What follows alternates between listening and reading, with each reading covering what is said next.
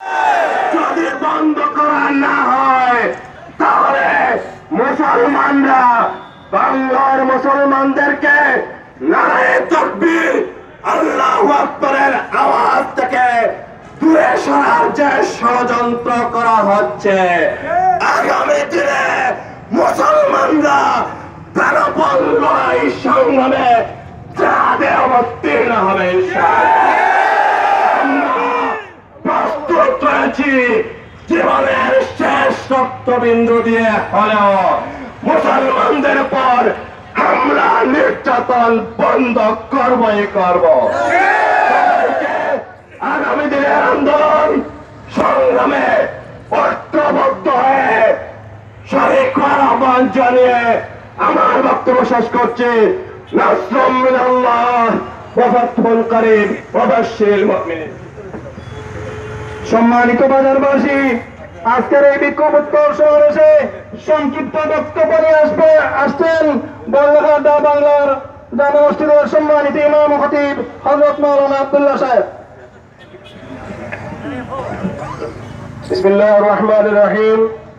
সম্মানিত তৌহিদি জনতা, আজকে মায়ানমারের যে রোহিঙ্গা মুসলমানদের উপর যে বৌদ্ধরা যে মুশরিকরা মুসলমানদের উপর যে আক্রমণ করছে, মুসলমানদের উপর যে নির্যাতন শুরু করেছে, আজকের দিনে তারা মনে করেছে যে বিশ্বের মুসলমানেরা মনে হয় ঘুমিয়ে গেছে আর তারা এইভাবে রোহিঙ্গা মুসলমানদের উপর আক্রমণ করবে। আমরা উচ্চ কণ্ঠে জানিয়ে দিতে চাই যে রোহিঙ্গার মুসলমানদের উপর তারা যদি হামলা না বন্ধ করে বন্ধুরা, তাহলে বিশ্বের মুসলমানেরা তাদের উপর পাল্টা আক্রমণ শুরু করবে।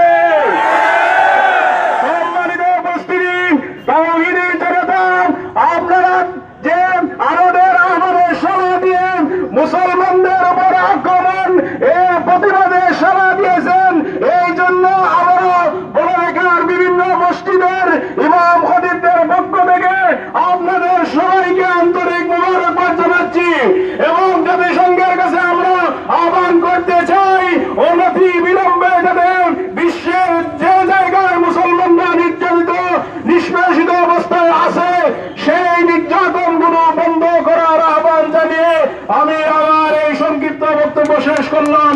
আসসালামু আলাইকুম ওয়া রাহমাতুল্লাহ। হাততালি দিবেন না সম্মানিত বাজারবাসী। এই পর্যায়ে অত্যন্ত সংক্ষিপ্ত বক্তব্য নিয়ে